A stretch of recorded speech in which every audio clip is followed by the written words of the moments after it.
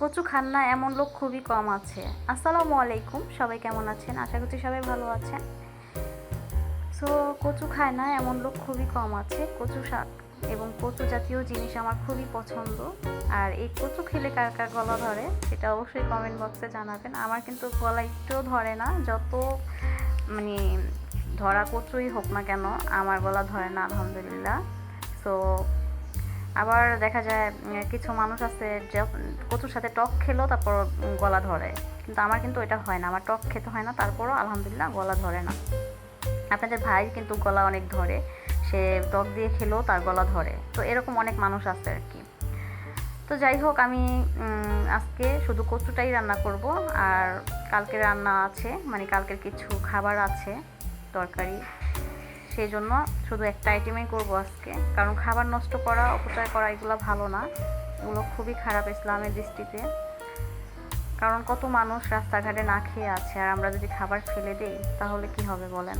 সেজন্য আমি চেষ্টা করি, আমার আপার বাসার ওইখানে একটা বৃদ্ধ মহিলা আছে, প্রতিদিন রোদের ভিতরে বসে থাকে, ঝড় বৃষ্টি নাই, কোনো কিচ্ছু নাই, সে ওইখানে বসে থাকে। তারপরে হচ্ছে আমি ওখান দিয়ে যাওয়া আসা করতে সবসময় তাকে দেখি আর কি। আমি চেষ্টা করি তার পাশে থাকার জন্য। দেখা যায় ডাবের পানি, মানে ডাব নিয়ে যাই কেটে, একটা জিনিস নিয়ে যাই, তরকারি বেশি হলে বা যদি খেতে না মন চায় তখন দেখা যায় তার জন্য বাটি করে আমি নিয়ে যাই, মানে এটা করি আর কি আমি। তো আমাদের এদিকে আবার খুব ভিক্ষুক কম আসে, যদি মাঝে মধ্যে আসে তো কিছু দেওয়ার চেষ্টা করি, যেটা থাকে ঘরে আর কি সেটাই দেওয়ার চেষ্টা করি। আমাদের যার যতটুকু সামর্থ্য সেটা দিয়েই মানুষের পাশে থাকা খুবই দরকার। কারণ আল্লাহ তাআলা তাদেরকে খুবই ভালোবাসেন যারা বিপদে এবং অসহায় মানুষের পাশে থাকেন। তো যাই হোক, তারপর হচ্ছে আমার কচু সেদ্ধ হয়ে গেছে, মানে কচুরিয়া সেদ্ধ হয়ে গেছে। তো এখন ওইটাকে আমি বাগার দেব সুন্দর করে। আমি সেদ্ধ করেছিলাম কাঁচামরিচ, আর আপনারা দেখতেই পাচ্ছেন কচুটা কিন্তু খুব সুন্দরভাবে সেদ্ধ হয়েছে। আমি ওইগুলো আবার ভেঙে দিচ্ছি, মানে ইয়া দিয়ে ভেঙে দিচ্ছি সুন্দর করে কচুগুলো। তারপর হচ্ছে এখন তেল দিলাম কড়াইতে বাগার দেওয়ার জন্য। এখানে আমি আজকে মানে ইলিশ মাছের শুটকি আছে যেটা, ওইটা দিয়ে কচুটা আমি করব, যেহেতু ঘরে আর কোনো কিছু নাই এটা দিয়ে রান্না করার মতো। এখানে আছে পেঁয়াজ, রসুন এবং কাঁচামরিচ।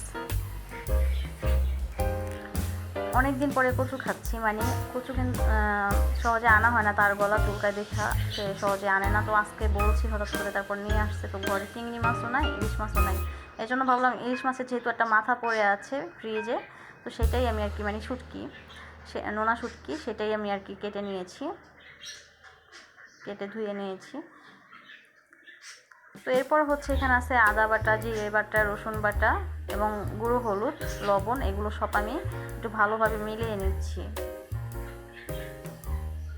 পেঁয়াজটা লাল লাল হয়ে গেছে, এখন এটার ভিতরে আমি এই মশলাগুলো অ্যাড করব।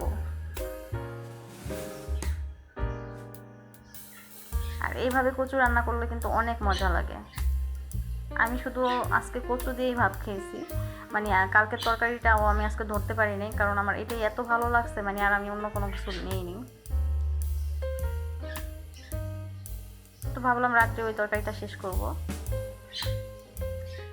এখন পেট ভরে যেটা দিয়ে খাইতে মন চাইতেছে সেটা দিয়ে খাই। তো এরপরে এই মশলাগুলো ভালোভাবে আমি কষিয়ে নিব এবং পানি অ্যাড করব। পানি অ্যাড করে শুটকিগুলো আমি দিয়ে দেবো, মানে ইলিশ মাছের নোনা শুটকিগুলো আমি দিয়ে দেবো, ধোয়া আছে,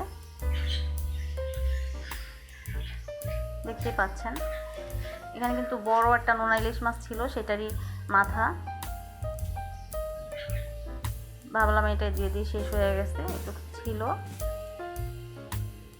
তো এখন ভালোভাবে নেড়ে চেড়ে আরেকটু পানি অ্যাড করব, তারপর হচ্ছে দেন ঢেকে দিব।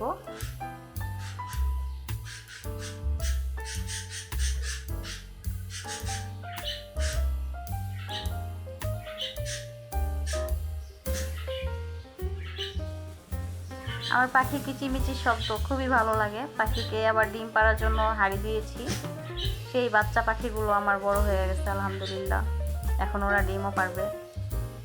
এর মাঝে একবার পারছে, খাঁচার ভিতরে ডিম পেড়ে ফেলছে, তো তারপর হারিয়ে আনলাম। এখন সারাদিন ওদেরকে নিয়ে আমার সময় চলে যায়, কাজের ফাঁকে ফাঁকে ওদেরকে দেখি, ওদের সাথে কথা বলি একা একা। কী করবো, কথা বলার তো কেউ নাই, তো পাখির সাথেই সময় কাটাই, পাখির সাথেই কথা বলি, খুবই ভালো লাগে, ওরা আমার বন্ধু। মানে ওদের আমি বন্ধু বানাইছি, কারণ ওরা ছাড়া তো এখন আমার আপাতত কেউ নাই। বাসার ভিতরে ওরা আর আমি থাকি। তো এরপর হচ্ছে কষানো হয়ে গেছে, এবার হচ্ছে কচুগুলো দিয়ে দিব। সবগুলো কচু দিয়ে দিলাম। এবার ভালোভাবে নেড়ে চেড়ে এটা পানিটা একেবারে শুকিয়ে ফেলবো কচুর, কারণ কচুতে পানি থাকলে কিন্তু ভালো লাগে না খেতে। কচুর পানি যত শুকায় ততই কিন্তু মজা লাগে খেতে। এভাবে অনবরত রাখতে হবে, তা না হলে নিচে লেগে যাবে আর পুড়ে গেলে কিন্তু খেতে মজা লাগবে না। সেই জন্য বারে বারে নেড়েছি আমি, সেইগুলো মানে আমি কেটে দিয়েছি ভিডিওতে। তো কচু রান্না আমার ডান, আলহামদুলিল্লাহ। খুবই ভালো হয়েছিল কচুটা খেতে, মাশাল্লাহ, আলহামদুলিল্লাহ। সবাই ভালো থাকবেন, সুস্থ থাকবেন। ভিডিওটা আর বড় করব না। আল্লাহ হাফেজ, আসসালামু আলাইকুম।